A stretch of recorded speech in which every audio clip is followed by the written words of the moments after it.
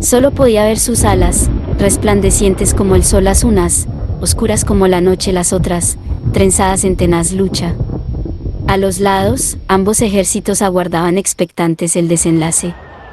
Bramando como bestias de un lado, entonando cánticos de victorias del otro.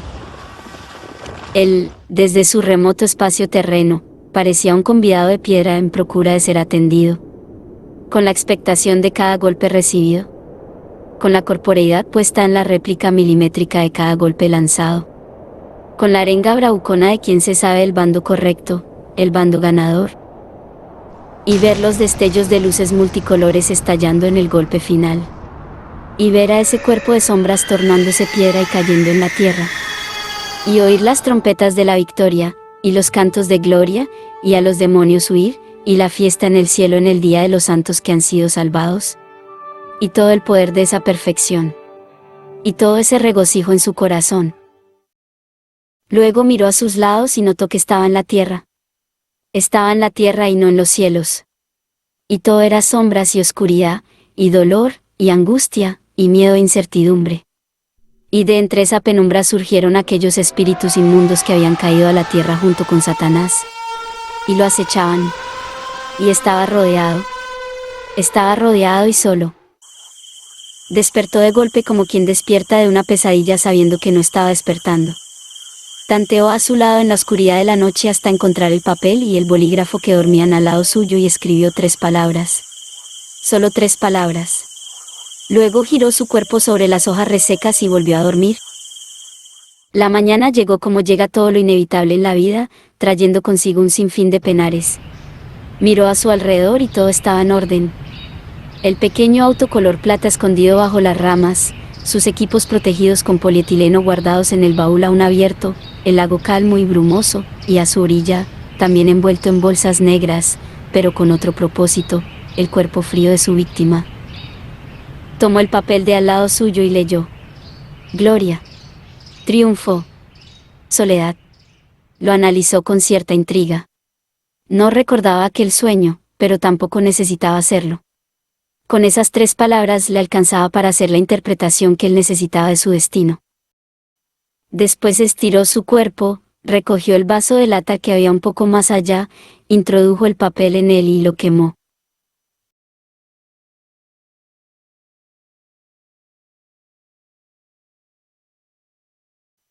Terminó la oración que recitaba en silencio al llegar a la puerta de aquel lugar. Sabía que en ello iba su vida, así que hizo lo único que podía, encomendó su alma a Dios, respiró hondo, y entró. Hizo un pequeño gesto con la cabeza a modo de saludo general. El calor era sofocante a esta altura del año en esta parte del globo, y ello, sumado al cansancio que traía, le serviría para interpretar mejor el papel del pobre anciano desvalido, ya que en el mundo actual tener 60 años era sinónimo de vejez. Del otro lado del mostrador un agente, o un oficial, imposible saberlo por su viejo uniforme, lo miró con esa expresión con la que se miran a todos los forasteros hoy en día, mezcla de desconfianza, aprehensión y molestia, y sin quitarle los ojos de encima, lo siguió en todo su recorrido hasta él. Nunca dejaba de sorprenderlo esa apatía indolente con la que estos funcionarios de la ley ejercían su trabajo. Mucho menos después de todo este tiempo de cacería despiadada. Buenas tardes, dijo volviendo a inclinar la cabeza, con el tono fatigoso de una larga caminata y la íntima constricción de estar apostando demasiado en aquella jugada. Buenas. Apenas respondió el uniformado, 30 años menor, sin cambiar ni una sola línea de expresión de su rostro, como si intentara con ello echar por tierra aquella ley jamás escrita de la hospitalidad pueblerina. Vengo a denunciar un robo. El policía acompañó aquella acción con sus ojos, como si estudiara todos sus movimientos en busca de algún atisbo de culpabilidad, y luego volvió a mirarlo a la cara con un mínimo de interés. ¿Un robo? Eso sí que es raro. Solo acotó invitándolo a continuar. Acá, como 20 kilómetros camino arriba. Ah, eso lo explica. Concluyó como si fuera de su jurisdicción cualquier cosa fuera posible. Seguro que fueron infieles. Pero igual no puedo tomarle la denuncia. No tenemos energía eléctrica. Continuó, no de mala manera, aunque definitivamente tampoco con amabilidad. Y esto pareció indicarle que, al menos en principio, había sido convincente. Sí, ya veo. Reflexionó mirando la penumbra de su entorno. Pero aún así intentó mostrarse urgido de insistir. ¿Sabe qué pasa? Se llevaron toda mi documentación. Hasta el QR. Y esgrimió su mano herida. Y no quiero tener problema por andar sin papeles. Arriesgó con precaución. No. No puede andar sin papeles. Recriminó sin concesión, frunciendo en entrecejo y acentuando una desconfianza que solo se había solapado momentáneamente. Por eso mismo se lo digo. Apresuró consciente de la complejidad de su situación. El auto y los equipos no me importan, sí, pero usted me entiende. Los documentos, dejó flotar con preocupación. Voy camino al Cañadón del Rey, me están esperando por un trabajo. Pensé sí, por ahí, con una denuncia de robo y un escaneo de iris que acredite mi identidad, podía circular tranquilo, al menos, hasta llegar allá. No tenemos energía para el escaneo. Negó categórico meneando la cabeza y agregó. Y si así fuera, el satélite está caído hace meses y no podríamos enviar los datos. Y ante el resoplo preocupado de aquel forastero, continuó solo a modo de juzgarlo mejor. ¿De dónde viene usted? Del norte. Bahía Esperanza. Cerca de la ciudad capital. Replicó con celeridad para no dejar dudas al respecto. ¿Y cómo dice que se llama? Gilberto Ponce Rigaldo. Número de cédula, 345.173.571. No se apure que no le estoy tomando declaración. Interrumpió alzando su mano en el aire ante el exceso de información. Sin energía no podemos hacer nada. Y volvió a endurecer su tono, si es que acaso en algún momento lo hubiera milanado. No, está bien. Yo por el tema de la circulación, que es lo que más me preocupa. No, usted sin papeles no puede circular. Sentenció autoritario dispuesto a terminar el tema. Así que se me va a tener que quedar acá hasta que podamos acreditar identidad. ¿Acá? ¿A dónde? Pretendió no entender, aunque era muy claro a cuánto se refería. Acá, en el destacamento. Y clavó su mirada en él con tal profundidad, que pareció no necesitar un escáner de iris. Pero... ¿cómo? ¿Detenido? Temió preguntar. Y, sin papeles no puede circular. Negó con la cabeza como si no dependiera de él, pero era claro que gustaba demasiado del uso de su autoridad. ¿Pero a mí me robaron? Yo vine a denunciar el robo, se atrevió a recriminar con media cautela, como no pudiendo creer que lo detuvieran por ser una víctima. Y agradezca que no lo mataron y le cortaron la mano para sacarle el QR, que es lo que suelen hacer los infieles estos. Pero yo no me puedo quedar acá, solo pudo encogerse de hombros y mostrar sus manos vacías. Si usted no puede acreditar identidad y yo estoy incomunicado, ¿cómo puedo saber que lo que dice es verdad? No puedo hacerle un papel y dejarlo ir por pura buena voluntad. No, pero escúcheme, intentó argumentar con convincente desesperación. Está en riesgo mi trabajo. Caminé 20 kilómetros, se llevaron mi equipo, mis herramientas, mi vehículo, mis créditos y ahora usted me dice que tengo que quedar detenido. Yo no hago la ley, solo la cumplo. Si tuviéramos satélite y energía eléctrica es cosa de un minuto, escaneamos el iris y listo. Es más, si tuviéramos energía eléctrica y no tuviéramos satélite también podríamos confirmar datos en línea, le hago un provisorio y sigue ruta, pero así es imposible. Si yo lo dejo pasar, en el próximo retén va a tener un problema mayor, usted por andar con un papel que no sirve para nada, y yo por extendérselo. Concluyó con el pragmatismo propio de quien es incapaz de un solo pensamiento desregulado. No, sí, yo eso se lo entiendo, comprendió a regañadientes. Pero quedar detenido. Si no lo voy a meter en el calabozo. Deslizó con cierta piedad campechana prefabricada y nada convincente. Puede esperar ahí en la sala. O afuera a la sombra del álamo.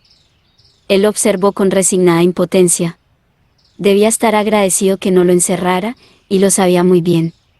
Después de todo, no tener papeles era un delito gravísimo y la maniobra, impracticable en una ciudad, en este pueblito olvidado por la mano de Dios le había resultado.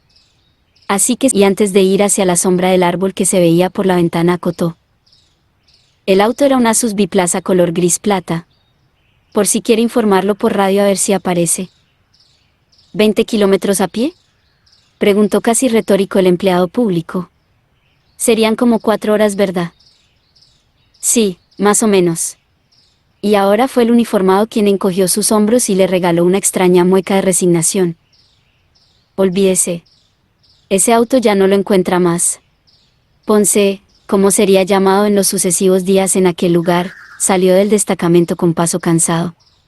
Se sentó a la sombra de aquel añoso álamo de frondoso follaje, y mirando al sol cayendo tras el horizonte, sonrió con triunfante suficiencia, mientras en los altoparlantes de la plaza a lo lejos, se comenzaba a escuchar, como todos los días a las 7:30 h en todas las calles de todo el mundo, el himno de la alegría, nuevo himno nacional de la humanidad.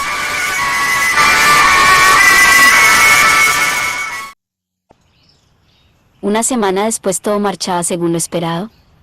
La energía seguía interrumpida, los paneles solares alcanzaban para lo básico y el satélite continuaba caído.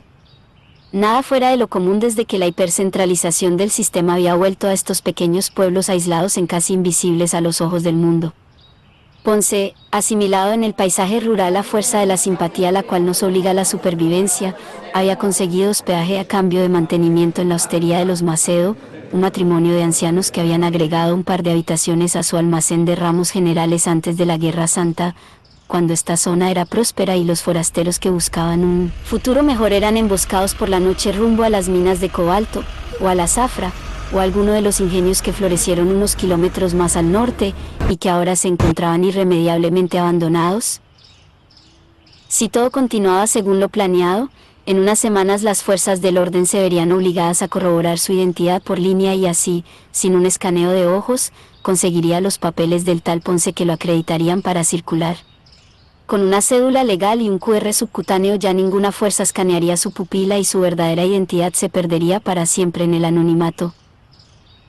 Desde la Gran Purga, como llamaban los hijos de perdición al rapto de la Iglesia, cuando la religión fue prohibida, regía la ley marcial contra los infieles. Es decir, cualquier creyente de cualquier religión era culpable por manifestar su fe, y cualquier dependiente del Estado tenía autoridad legal para asesinarlos por este hecho, sin juicio previo. Circular sin papeles era casi una sentencia de muerte, ya que en su punto más álgido el fanatismo fue tal, que se habían organizado escuadrones de acción ciudadana, luego institucionalizados con la sigla EAC, para buscarlos y exterminarlos. Por eso mismo la clandestinidad terminó convirtiéndose en factor determinante de supervivencia. Claro que ser clandestino es en extremo difícil en una sociedad tan controlada y donde las identificaciones son imposibles de falsificar. Familias enteras debieron disgregarse para no ser reconocidas, aprendidas y masacradas. Él mismo había sabido tener una esposa e hijo años atrás, a los cuales debió renunciar como única posibilidad de conservación. En sus sueños más felices los veía desaparecer en el rapto alcanzando la salvación sin haberse visto obligados a matar como él, que quedó aquí, pero era imposible saber qué suerte habían corrido. Ahora, ya hacía muchos años que no pensaba en ellos, que sus únicos pensamientos se circunscribían al quehacer diario, a la conservación de a un día por vez, a algún intento de sabotaje aislado u organización de atentado que acelere el momento del desenlace final. Cuando la Guerra Santa terminó y el generalísimo Chiang Kai-shek se encumbró como cuasi rey de la humanidad junto con su hermano gemelo y ministro de Interior, Cultura y Medios Chiang Tu-di, sus días de comandante de tropa terminaron. Con el descabezamiento de todas las órdenes religiosas, la Guerra Santa se convirtió en cosa de hombres y la sangre en sus manos en pecado sin expiar, dejándolo fuera de la salvación del gran rapto. Sin embargo, ni Ponce ni ninguno de sus cofrades se habían rendido. Sabían que esta guerra no estaba perdida, que su reino no era de este mundo, en el cual ya no habitaban los hijos de su Dios. Por lo tanto, sentían que su única misión era ganarse el cielo con sus actos destruyendo a cada hijo de perdición que se encontraran en el camino. No hay nada peor para un alma humana que conocer todo lo que fue, lo que está haciendo y lo que será, y no poder escapar de ello. Ser un superviviente en el sentido último de continuar luchando por la causa sin premio ni victoria, y, al mismo tiempo, esperar a la muerte como único medio de redención. Antes que nada, habría que ver por qué los bichos se siguen comiendo la madera. Decía don Arturo, el mayor de los Macedo, al sacar la cabeza dentro del hoyo que Ponce había hecho para acceder a los cimientos del depósito. En principio porque tienen los nidos en ella. Lo que no sé es por qué no los mata el insecticida. Acotaba lógico Ponce, erguido a su lado, con la íntima convicción que la construcción en madera era un estúpido derroche de recursos, tiempo y dinero, siendo que con cemento y hierro esto no sucedía. No debe llegar hasta el corazón del nido. Si no muere la reina, la colonia sigue. Va a haber que cambiar las vigas completas. Continuó el viejo, de 83 años, sacudiendo el polvo de su escaso cabello entrecano, completamente ajeno a los pensamientos de su inquilino encargado. Y una vez afuera, quemarlas para que no vayan a migrar. Lo que no creo es que pueda hacerlo solo. Van a tener que conseguir a un par de pibes que me ayuden. Y sí, Pepe y yo ya estamos viejos hasta para ayudar.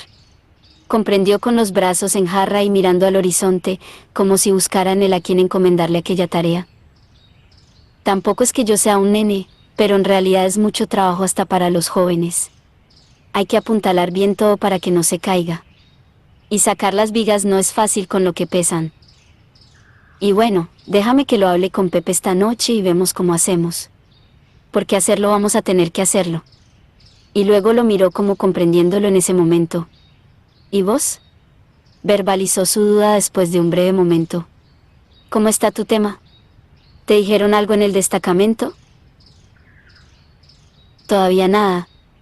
Ahora después tengo que ir a ver si volvió el satélite, o si se van a decidir a pedir los papeles por línea. No, si van a esperar al satélite, olvídate. Está caído hace un año. No dicen por qué, pero seguro que los sabotearon los infieles, que todavía quedan y muchos. Yo porque si te llegan los papeles vos te vas a ir. Y la verdad que a esta altura ya no sé. El trabajo al que iba ya lo perdí, así que tal vez me quede por estos lares. Y agregó comprendiendo su duda. Igual, si se deciden a cambiar los cimientos no me voy a ir hasta terminar el trabajo, así que por eso quédense tranquilos. Ah, bueno, siendo así. Déjame que esta noche sin falta lo hablo con Pepe y vemos.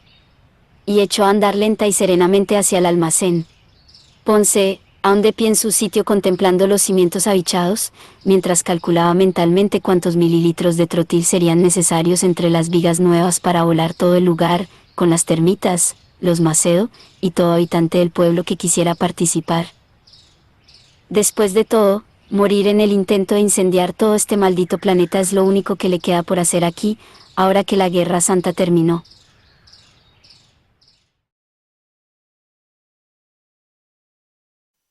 Prefirió ahuyentar sus pensamientos mirando hacia otro sitio, no por falta de valor, sino por falta de recursos, y un gran seán verde, de los usados por la EAC, llamó su atención en su trayecto por un camino muy a lo lejos. Inmediatamente, y antes que su mente se divagara en temores demasiado profundos, vio al maestro peripatético con su inmaculada túnica blanca viniendo a su encuentro, con la firme intención de interpelarlo. Ponce alertó varios metros antes de llegar a él, por si no había advertido su intención. Mi nicomaquiano favorito. Completó con simpatía al saberse atendido. La felicidad es el fin último y propósito más elevado de la vida, mi querido Eudemo de Nueva Macedonia. Nueva Macedonia era el nombre con el cual se había rebautizado al pueblo luego de la guerra, y Eudemo era el nombre que este vil lacayo de Satanás había elegido para ejercer su cargo. ¿Su cargo? Maestro de filosofía, como Qiang Tudi, la segunda bestia de este apocalipsis en el cual esta ciencia se había convertido en una suerte de nuevo dogma incuestionado y obligatorio, aunque en verdad no existe obligación cuando no hay resistencia. Y tu felicidad está en ayudar a tu prójimo. Afirmó alegremente retórico como si se conocieran de mucho tiempo más que un par de semanas. Y es mucho trabajo, pero sin dudas muy gratificante. Mientras íntimamente pensaba que un fusil de asalto sería igualmente útil que el trotil. Las ciencias tienen las raíces amargas pero los frutos dulces, querido amigo. Si las raíces de la ciencia son como las raíces de esta casa, aparte de amargas están podridas. Y aunque Eudemo no estuvo muy convencido de sonreír por la referencia, sin dudas lo tomó como un chiste. Ya van 2 días que no te veo en el paseo. Se extrañan tus reflexiones. Prefirió referirse al motivo de su interés. Sí, es que estas termitas nos están volviendo locos. Parece que vamos a tener que cambiar las vigas porque no hay veneno que las mate. Es una pena que no podamos convivir en armonía con ellas. Cada especie cumple su función en este mundo. Pretendió con cierto tono de mojigata piedad. Es una pena que sean irracionales y no podamos hablarles inteligiblemente para que se vayan en paz. Pero bueno. La violencia solo es una opción cuando no quedan más opciones, ¿verdad? Respondió con un sarcasmo tan sutil, que el otro pareció no interpretarlo. Siempre que parta de la virtud, está justificada. Se ciñó a su rol de peripatético pretendiendo celeridad argumentativa. En cualquier planteo dado entre una hormiga y un humano, la virtud solo puede estar del lado del humano, ¿no? Terminó preguntando solo a fin de acentuar la afirmación. Y sí. No tuvo más remedio que coincidir. No hay duda de ello. Por eso mismo, la idea, violenta y despiadada pero justa, es sacar las vigas y quemar los nidos con todas las hormigas dentro.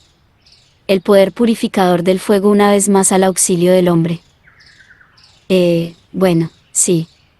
Siempre que no pueda evitarse, duditó ante el tono de Ponce, pero claramente, por alguna razón, no se permitía pensar mal de él.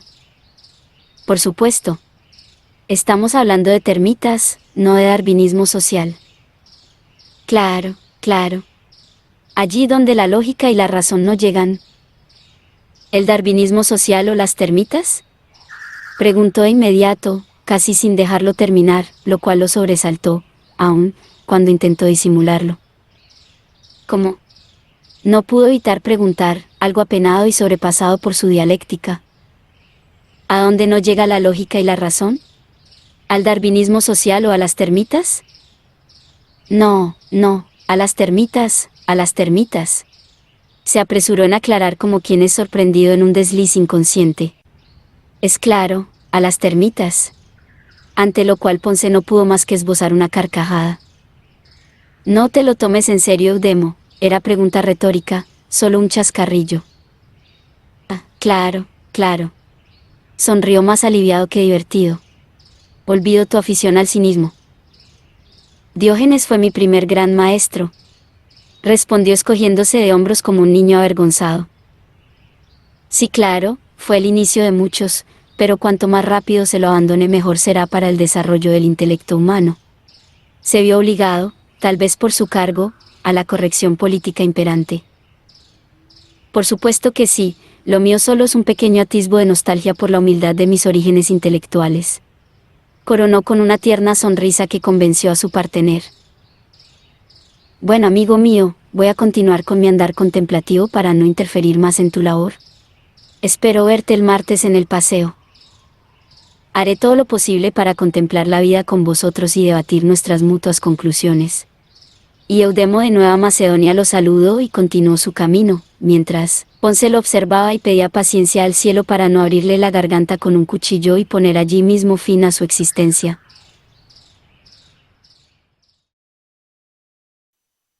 Estaba en lo alto de un monte. No sabía cómo había llegado hasta allí. Bajo sus pies la sangre lo cubría todo. Roja como el fuego, aún caliente, casi palpitante. Por la ladera que había a su diestra cientos de cadáveres se apilaban, flagelados, mutilados, despedazados en cientos de partes. Lejos en el valle, una ciudad en ruinas escupía al cielo negras columnas de humo y fuego. Más allá, en el acantilado, seres inmundos, infrahumanos, se arrastraban como alimañas en busca de la carroña. No se escuchaban quejidos ni lamentos, solo el viento del averno soplando desde el más allá, haciéndose físico, adquiriendo sustancia, cuerpo, materialidad. Miró en sus manos el fusil de asalto aún caliente, con su cargador vacío y el percutor anhelante. Sentía una sensación de eufórica plenitud en su corazón. De alegría incontenible. De gloria. De satisfacción. De triunfo. Alzó sus ojos al cielo dispuesto a dar gracias por el éxito alcanzado, y de entre las nubes, pudo ver el trono de Dios, resplandeciente como el oro, brillante como el diamante más fino. Los rayos del sol rebotaban multicolores en el aire y entre ellos los serafines revoloteaban como en una coreografía celeste e inmaterial. Él cayó en tierra sobre sus rodillas sobrecogido por tal contemplación. El día había llegado y venían por él. Sus ojos se llenaron de lágrimas de dicha y su corazón de paz. Estaba listo para ser llevado. Soltó su fusil y alzó sus brazos al cielo. Cuando despertó en la mañana tomó el papel a su lado y leyó, mata, mata, mata, pero no recordó nada de su sueño. Después agarró el vaso de lata y un cerillo y quemó lo escrito, se arrodilló junto a su cama, y rezó.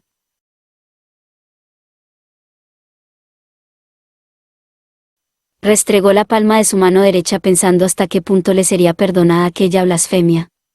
Esa tarde, la imagen, como llamaban cariñosamente en todos los países de habla hispana a de Iagen, la primera IA consciente, encargada de todas las funcionalidades del Estado, había finalmente enviado los papeles identificatorios por línea, y ya era oficialmente Gilberto Ponce Rigaldo, sin necesidad de escaneo de ojos y con QR subcutáneo en el torso de su mano.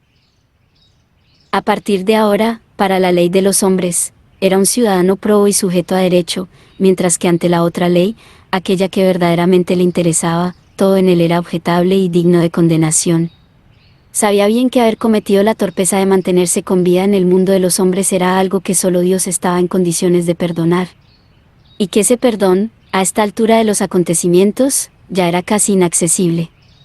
Por eso solo podía aspirar a que su supervivencia fuese justificada con la entrega de su sacrificio por la causa. Ahora que los hombres no lo veían como a un posible infiel, merced a los documentos que la imagen le había concedido, solo podría no ser considerado un infiel por su Dios merced al sacrificio que estuviera dispuesto a llevar adelante para terminar con este maldito mundo de lo pagano. En un punto lo supo al entrar en la clandestinidad. Al pretender pasar desapercibido frente a los hombres, indirectamente estaba ocultando aquello que era lo único que estaba llamado a proclamar, su fe. Y si bien esa incógnita no detuvo su intento de sobrevida, cuando finalmente el rapto llegó y él fue dejado aquí ya no hubo ninguna duda al respecto. A partir de allí supo a ciencia cierta que el camino que había emprendido solo podría llevarlo al martirio o la condenación, y si iba a ser martirizado, lo iba a hacer por algo que fuera verdaderamente grande para la causa, y no solo por confesar su fe públicamente. Por eso Ponce debió morir. El verdadero Ponce. Por eso debió usurpar esa identidad y blasfemar de su Dios permitiendo esa marca de la bestia en su mano. Por eso está decidido a arriesgar su alma inmortal de este modo. Porque el sacrificio que había planeado acercaría tanto el día del juicio final, que cualquier mal cometido en vida tendría que quedar saldado. Ahí estuve viendo las decoraciones esas que me dijo para Año Nuevo. En el depósito hay algunas banderas rojas, 4 o 5 faroles portavelas y un par de imágenes del general Qiang Shua y su hermano, nada más. Al dragón se lo comieron los bichos y las guirnaldas no las encontré. Dijo Ponce llegando a la cocina del almacén donde estaba don Pepe tomando un café. ¿En serio? Preguntó no por dudarlo, sino por lo inesperado del hecho. Pero la pucha che. Vamos a tener que comprar un dragón entonces. Se lamentó como si fuera un artículo demasiado oneroso. O por ahí con lo que hay se puede hacer algo. Intentó simulando una empatía que le costaba demasiado en estos temas. ¿Cómo va a faltar el dragón en la decoración de Año Nuevo? ¿Justo el dragón? Puede faltar cualquier cosa menos el dragón escarlata. Reflexionó con sincera preocupación. Bueno, igual faltan casi 2 meses para febrero todavía. Pretendió minimizar, aunque por dentro su alma ardía de ira por la blasfemia. 2 meses pasan rápido. Y luego de pensarlo un momento continuó. No, ¿sabes qué voy a hacer? Voy a hablar con el delegado del municipio. A veces mandan decoraciones de la capital para el desfile. Por ahí tenemos suerte y ligamos un dragoncito. Ah, claro. Por ahí quien le dice. Y se sirvió un café él también. Escúchame Ponce, estuvimos haciendo cuentas con Arturo el otro día, por eso de las vigas viste, y la verdad que no tiene sentido. Cambió el tema don Pepe. Yo tengo 78 años, Arturo tiene 83, no tenemos hijos a quienes heredarles todo esto. Esas vigas, fumigándolas periódicamente, ¿pueden aguantar 10 años más? La verdad que es un gasto muy grande y un trabajo demasiado penoso para algo que seguramente dure más que nosotros y que este pueblo. Viéndolo así, se encogió de hombros él, quizás algo aliviado por no tener que hacer aquel trabajo. Además vos ya tenés tus papeles en regla y seguramente querrás seguir tu camino. Agregó, casi como anecdóticamente. No, yo eso ya lo había hablado con Arturo. Si ustedes hacían el trabajo yo me quedaba hasta terminarlo. Sí, bueno, pero no lo vamos a hacer así que, e inmediatamente acotó para no ser malinterpretado. Ojo que no te estamos echando vos te puedes quedar acá y seguís dando una mano como hasta ahora hasta que decidas irte o te salga algún trabajo de verdad. No, sí, y yo les agradezco mucho la mano que me dieron, pero agachó la cabeza con humildad mientras pensaba que eran un par de sabandijas explotadoras, aprovechándose de la desesperada necesidad de un congénere. La verdad no sé qué voy a hacer. Acá no hay mucho para mí y este problema con la luz y el satélite me dificulta la búsqueda en línea. Pero por otro lado, ya tengo una edad en la cual conseguir trabajo, se me va a complicar. Terminó su café y fue hasta la pileta a lavar su taza. Este pueblo está muerto. Somos 500 habitantes y la mayoría todos viejos, tan viejos que osos de los jóvenes. Bromeó, a lo cual Ponce correspondió con una franca sonrisa. Acá no tenés mucha oportunidad de nada tengas los años que tengas.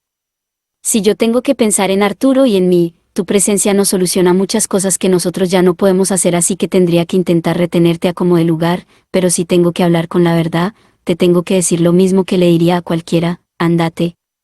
No pierdas el tiempo acá. Este pueblo tiene las horas contadas. Ponce sabía que aún no podía irse.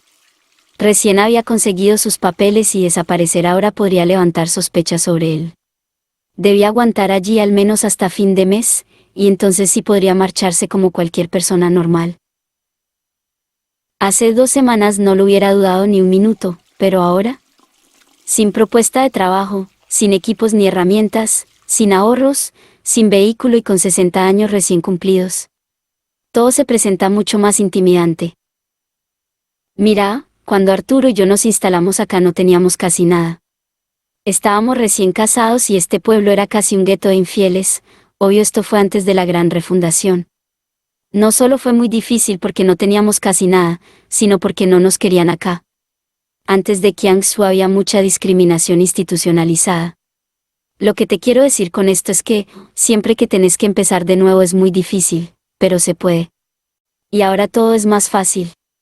Está bien, sos un tipo grande para el mercado laboral, te lo concedo, pero tenés que ir a alguna ciudad y vas a ver. El mundo está en plena recuperación. Hay trabajo, hay oportunidades, las personas nos ayudamos mutuamente, el Estado te protege de verdad. Es decir, si nosotros pudimos antes con lo difíciles que eran las cosas, ¿cómo no vas a poder vos ahora? Y le extendió su taza vacía para que también la lavara. Iban por el camino en reflexiva contemplación. Eran 4 aparte de Ponce. Los hermanos Luana y Xavier Sánchez, los únicos adolescentes del pueblo, con 15 y 10 y 7 años respectivamente, Efraín Ludovico, un carnero aspirante de maestro filósofo de 43 años, y, obviamente, el inefable Eudemo de Nueva Macedonia. Habían salido del camino casi 1 kilómetro atrás y Eudemo no paraba de hablar sobre cada cosa que veían, intentando forzar representaciones filosóficas que, al no encontrar contrapunto, parecían serias y profundas, pero en verdad eran tan básicas y vulgares, que avergonzarían a cualquier aspirante a maestro en una ciudad medianamente respetable. Al principio del paseo Ponce había esbozado una tibia participación al solo fin de disimular mejor su condición de infiel, pero luego, y ante el hedonista narcisismo de Eudemo, optó por el silencio con no más que un par de interjecciones que simulaban interés, o, cuanto menos, atención. Pero como todo en la vida tenía un límite y la paciencia de Ponce no era un prodigio de esto mismo, al cabo de un poco se vio obligado a intervenir su exasperante prédica, quizás, y solo quizás, a único fin de evitar su ansia homicida. Hay algo que no entiendo. Lo interrumpió casi en seco. Es simple, mira, el ejercicio de la razón lleva al bienestar porque, comenzó a explicar en relación a aquello que él estaba hablando cuando Ponce lo interrumpió. No me refería a eso está claro. Es algo que pensaba el otro día. Ah, una proposición, qué bueno. Recibió el maestro con genuino entusiasmo. No sé si tanto como eso. Más bien una duda. Giró sobre sí mismo Ponce en su reflexión, como quien más era una idea aún no cerrada. A ver. Analicémoslo entre todos. Incentivó con un ampuloso movimiento de manos Eudemo. ¿Por qué llamamos infieles a los infieles? Y todos parecieron tropezar su paso al unísono, como si supieran de alguna ley no escrita que prohibía algunos temas. Bueno, tardó un momento en tartamudear Eudemo. Porque son infieles. Y no supo decirlo de otro modo. No. Ahí está el punto. Ellos tienen fe. En todo caso, los infieles tendríamos que ser nosotros que elegimos la razón y despreciamos la fe. No. Bueno. Es decir, se vio obligado a intentar, pero no encontró las palabras. Supongo, pretendió Fermín, ante la duda de su maestro, que nos referimos a ellos en esos términos por su infidelidad a la causa de la razón. Es un buen punto, tomó Eudemo para intentar profundizar. El planteo de los infieles se basa en tradición y superchería, y no en el planteo racional. Bueno, pero ellos, sin ser un estudioso de sus ideas, también razonan. Esgrimió con cautela Ponce, amparado en la reflexión filosófica. Es decir, no son irracionales. Sus teorías las sostienen racionalmente. Serán teorías nefastas, en el mejor de los casos irrisorias, pero se fundamentan en el uso de la razón. No sé si se podría llamarlos infieles a la razón. ¿Infieles a la humanidad? Preguntó Xavier meditándolo sinceramente. ¿Cómo sería ello? Preguntó Eudemo ocultando la falta de respuesta propia con la invitación al debate. Y intentó profundizar el joven. Ellos siempre fueron un foco de conflicto para los hombres de bien. Si miramos la historia, estamos viviendo un periodo de paz inédito en el mundo desde que los exterminamos en la Gran Refundación y el general Qian tomó el mando.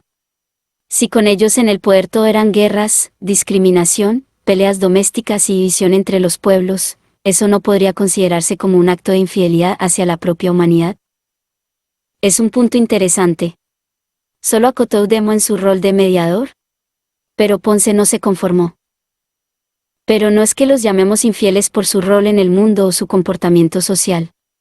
Los llamamos infieles por su pensamiento, por sus ideas, por su fe. Lo que digo es que la palabra infiel, en el modo en que la estamos empleando, es un término más propio de ellos que de nosotros. Entendería que, dentro de su estructura de pensamientos ellos nos llamaran infieles, pero no que nosotros lo hagamos con ellos. Correspondería más que nosotros los llamemos, qué sé yo, ignorantes. Bueno, pretendió el maestro desde su rol de formador. Creo entender que Ponce está relacionando directamente la fidelidad e infidelidad desde el hecho de fe propiamente. Entonces, al circunscribir la fe en los infieles y la razón en nosotros es comprensible que el término nos resulte ambiguo. Sin embargo, nosotros también profesamos, por decirlo de alguna manera, una cierta fe al concederle al hombre un alma. Es decir, el planteo aristotélico en este punto tiene que partir obligadamente de aceptar algo que no podemos comprobar ni fáctica ni empíricamente, y eso, de una manera muy distinta a ellos, es un acto de fe. Creemos que Aristóteles no se equivocó al profundizar sobre los planteos legados por Platón, pero en realidad creemos en ellos sin mayores fundamentos. Por lo tanto, al referirnos a ellos como infieles, lo hacemos desde nuestra concepción de la fe, que por supuesto está en las antípodas de las suyas propias. Sí, bueno, pero, tardó en rumiar Ponce. Si no me equivoco, ellos también creen en el alma humana. Entonces no me resulta muy lógico basar la infidelidad desde uno de los poquitísimos puntos en común que podemos encontrar. Eudemo mordió sus labios pues no pensaba encontrar oposición después de un planteo que tanto le había costado formular, pero aún así, debió ceñirse a su rol de apertura mental y aceptar aquel descargo. Bueno. Continuemos pensándolo mientras contemplamos el paisaje a nuestro paso como haría Qian Tudi. Tal vez, intervino Luana con toda su inocencia. ¿Por qué? Ser fiel a algo no tiene por qué tener que ver con la fe. O sea, se puede ser fiel a un amigo, a un novio, a casi cualquier cosa que exista. Entonces por ahí el tema es que no es posible ser fiel a algo que no existe. Entonces ellos al serles fiel a un Dios inexistente, entonces en realidad son infieles, por eso mismo. Y todos, aun Ponce, quedaron en silencio. Un Dios inexistente. Pensaba Ponce tarde aquella noche antes de dormir. Maldita ramera de Satanás. Cuando tu insignificante alma arda eternamente en el lago de azufre hirviente vas a entender toda la gloria de nuestro Dios. Giró su cuerpo en la cama esperando encontrar el descanso que aquella situación le negaba. Ya no soportaba más a aquel pueblo y su gente, aunque en verdad ya no soportaba más a este mundo y sus criaturas. Quería destruirlo todo. Que nada sobreviviera. Acelerar el tiempo y llegar al final de su recorrido envuelto en las llamas de la ira divina. Cuando la Guerra Santa comenzó, todos los hijos del Altísimo que participaron en ella sabían que quedarían en este valle de sombras. Vivos o muertos quedarían aquí hasta el día del juicio final. Matar a otro hombre nunca estuvo permitido mientras estos podían ser redimidos. Haber sobrevivido al campo de batalla había sido el primero de sus infortunios, y, a partir de allí, supo que todo cuanto vendría sería peor. La hora de la misericordia había terminado, ahora todo era castigo y sufrimiento. Castigo por haberse involucrado en una guerra a la que Dios no los había llamado, y sufrimiento por ser partícipes en la condenación de tantas almas que pudieron haber sido salvadas, no como ahora que ya estaba todo perdido.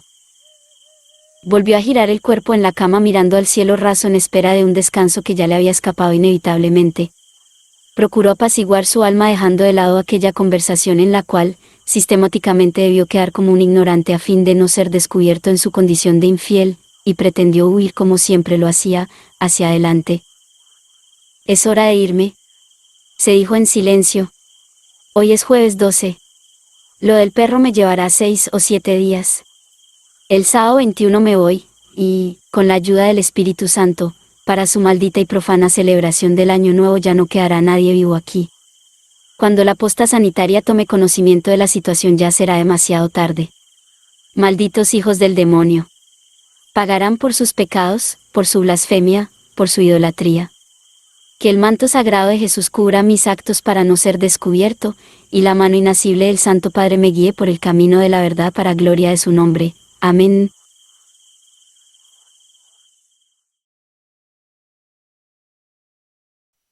Después de caminar 15 kilómetros salió de la ruta por una huella que se adentraba en el monte, y, aunque nadie transitaba por allí, miró en ambos lados a la distancia para asegurarse que nadie lo viera. Los Maceo tenían 8 perros de raza pastor belga a los cuales se referían como sus hijos, y en estos 7 días jamás notaron que uno había desaparecido. Así de genuino era el amor que profesaban estas aberraciones. Es verdad que Ponce se había tomado el trabajo de derrotarlos y no juntarlos a todos en ningún lugar donde pudiesen ser contados, pero en realidad, si eran como hijos para ellos, tendrían que haber notado que uno les faltaba. Lo cierto era que Ponce no tenía ninguna animosidad en contra de esos animales, es más, les agradaban más que las personas, sin embargo, no dudó ni le tembló el pulso cuando tuvo que matar a aquel en pos de la causa. Los animales eran criaturas inocentes a los ojos de Dios, pero él necesitaba contaminar el pozo de agua y uno de esos perros era ideal por contextura y tamaño. Solo debió matarlo sin heridas cortantes, cerrar perfectamente todos sus orificios, dejarlo al sol por 6 días, que la naturaleza siga su curso y la bomba biológica ya estaba lista. Al cabo de ese tiempo los fermentos son lo suficientemente poderosos, y al sumergirlo en el pozo el tejido se ablanda tan rápidamente que literalmente estalla en menos de 10 horas. Cuando descubrieran que los estaba enfermando y matando ya sería demasiado tarde. En un pueblo tan pequeño y aislado era muy difícil que quedara algún sobreviviente. Por eso, Ponce, que no solía celebrar sus triunfos por adelantado, ya sabía que en 15 días no quedaría nada de ese pueblo. Y aunque sospecharan de un atentado, la verdad es que el perro podía haber caído accidentalmente en ese pozo. Así, un anónimo infiel solitario asestaba otro golpe más contra sus enemigos eternos, los hijos de perdición. Una hora después de haberse adentrado por aquel paraje, llegó a la subbiplaza color plata que había escondido cuando mató al verdadero Ponce, propietario real de aquel vehículo. Verificó las cargas de las baterías, los equipos que había guardado en el baúl, los créditos en criptomoneda que había escondido debajo del chasis, y al comprobar que todo estaba en orden se subió al auto y se marchó de allí,